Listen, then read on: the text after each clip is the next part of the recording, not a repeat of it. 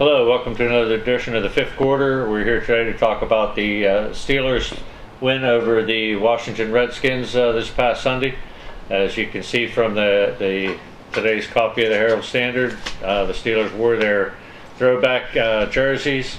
Some of us think maybe they should just throw them back. Well, there was a lot of conversation about it, but they look just like the uniforms the Three Stooges wore in the 1934 short Little Pigskins, Three Little Pigskins. Mm-hmm. But anyway, they weren't Little Pigskins on Sunday because they did a job on Robert Griffin III and the Skins. Yes, I think offense and defense combined really to stifle the Redskins. The offense, which I think what we're learning about the Todd Haley version of the Steelers offense is that it's a ball control unit.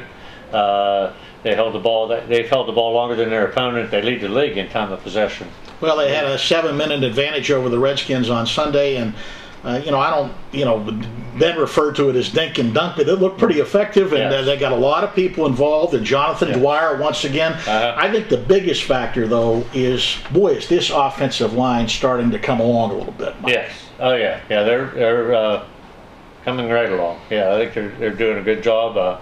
They don't even have the #1 pick. David DeCastro is still not back with them. One of the most underrated guys is the guy that's replacing him, Ramon Foster. Yes. He's been playing well. Willie Colon had another good game. Willie Colon is really shaping into an outstanding guard. Not that he was a bad tackle, but he's just a mauler. Well, they always felt that he was probably more suited for a guard. And Mike Adams had another good game. Yeah. The rookie from Ohio State. But there was a lot of good things. Heath Miller, again, I think one of the things that gets overlooked, too, and I forgot to mention this factoid when we were looking at the Redskins, and Mike Tomlin brought it up a couple times as far as why he was confident against the Redskins. 2 words: Dick LeBeau. Okay. He's now 14-1 in his career against rookie quarterbacks. Okay. Well, that's a nice little factoid. They held the Redskins to 86 yards on the ground, and they were the top rushing team in the league coming in. They just, I thought they really played. I was concerned about the injuries because Ryan Clark left with a concussion, and Dwyer messed up his quad, and who was the other one that got hurt? Lamar Woodley. All 3 of them today have been tweeting all day long that they're feeling pretty good and that they expect to play against the Giants. John Dwyer said after the game that he didn't expect it to be a problem moving forward. It was just something that happened. He had ended up with five carries and caught a pass in the fourth quarter, and then he came out, and I believe it was Baron Batchel went in. Baron Batchel went in. And they're finding uses for Chris Rainey, too. Yes. Oh, yeah. Yeah, he's a player. They'll get him on the field. I still believe it would have been a different game if Washington had a few receivers capable of catching passes. Well, that's a two-edged sword. Some people said, they bumbled, they dropped the ball.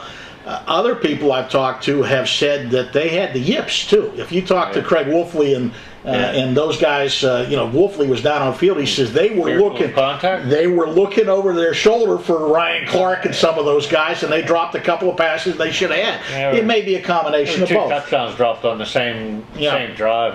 Come on. A couple of them, there were big hits on contact when the ball, same time as the ball arrived. Like I said, I don't buy into it all, but it may be a combination of both. But there were 10 drops. Yeah, a good one. And I believe there were only 16 completions. Is that correct? Yeah, 16. Griffin, 16 of 34. So you figure if he even completes half of the 10 drops, that's 21 completions. Yeah, right. And a couple of those, as I said, were certain touchdowns. Could have been a different game, but it wasn't.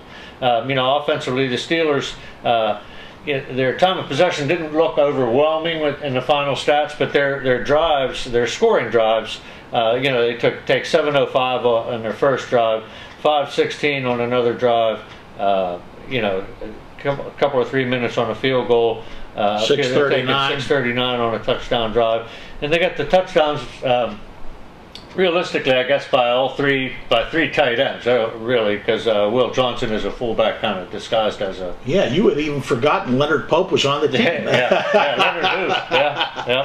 But, and I like some of the things that they did. It was all three phases of the game, which has not happened this season at all. They did some good things on special teams. They blocked an extra point. Yeah.